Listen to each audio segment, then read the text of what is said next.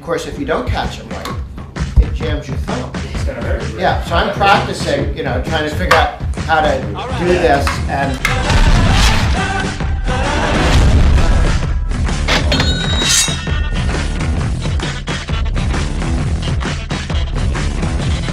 hello, I'm Andrew Heaton with ClotureClub.com.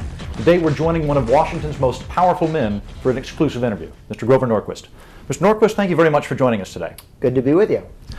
I know why I hate Texas. Why do you hate Texas so much? Taxes or Texas?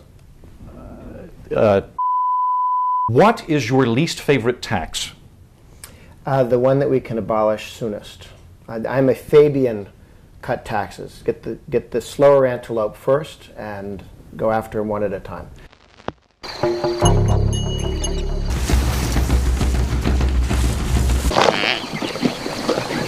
She's been lucky. Are there any taxes that you would raise under any circumstance? No. No. Okay. What about closing tax loopholes? For instance, my uncle has been legally dead since 1998 so that he doesn't have to pay federal income tax. Would you put a stop to that? Or what a sneaky fellow. He's very clever. Can you tell us a little about Americans for Tax Reform and what you do? Sure. We've been around for 25 years. We work to reduce taxes both at the federal level and at the state and local level. And we ask all candidates for office, all incumbents, to make a written commitment, a pledge, that they will oppose and vote against any net tax increase. If somebody that's already signed your pledge agrees to do a tax increase, what happens to them? Well, that doesn't happen very often because people take the pledge because they don't intend to raise taxes. They don't not raise taxes because they sign the pledge. It works the other way around. We did have one fairly prominent politician who lied his way into office, won his primary and his general because he took the pledge, and then broke his word, and that was George Herbert Walker Bush, who was president, but in 1990 he raised taxes in order to spend more money. You've said, and I think this is your most famous quote, that you would like to cut the government down small enough that you could drown it in a bathtub.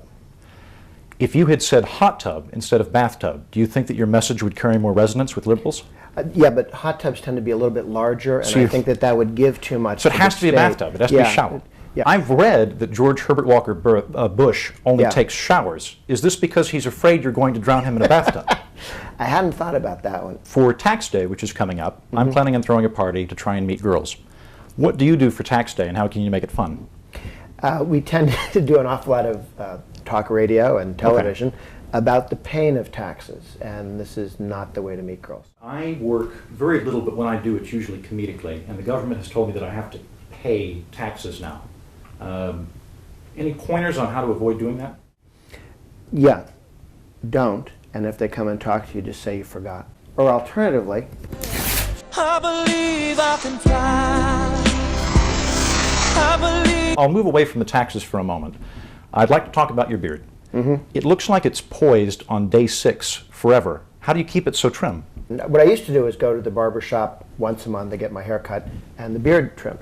But then your beard goes half an inch longer and then half an inch shorter, and it makes you look like you gained 20 pounds and lost 20 pounds. People kept going, oh, you've lost weight. And you're going, what? Every time you shaved, they thought you'd lost weight. So now we go with one standard 1/8 of an inch. Do you think I should grow a beard? Yes, yes. The movement needs more facial hair. You've recently come out with a new book. Would you like to talk about that?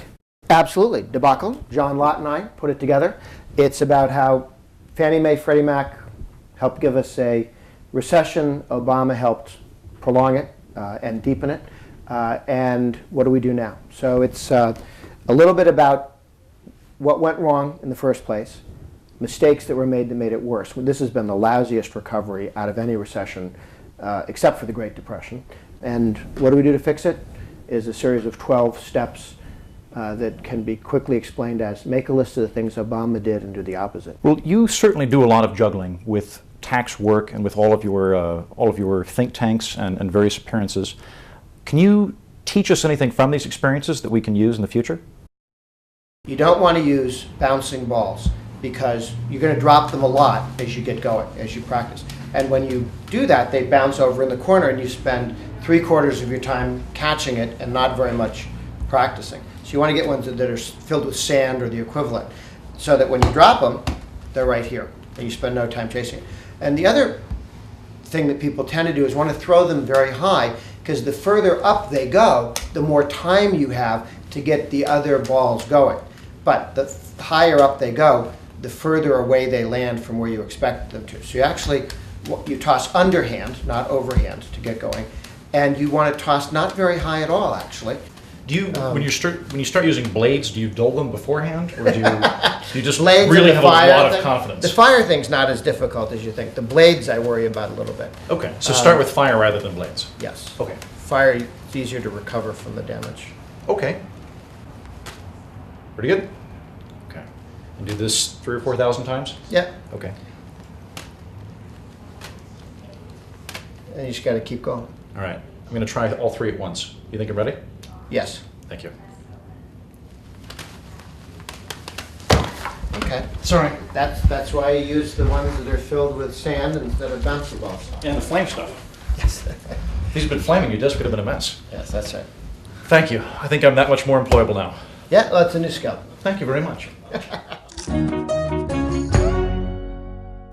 Okay, so now is this like an inhaling trick? Are you doing this through air pressure? No, you just find a spot. It will hang. Everybody's nose will work. Don't Right. let somebody tell you that their Use nose this nose. doesn't work. You just got to find it. Now, when you practice, you hold this underneath it, because otherwise it keeps falling off. You just find the spot, and there you go. Thank you.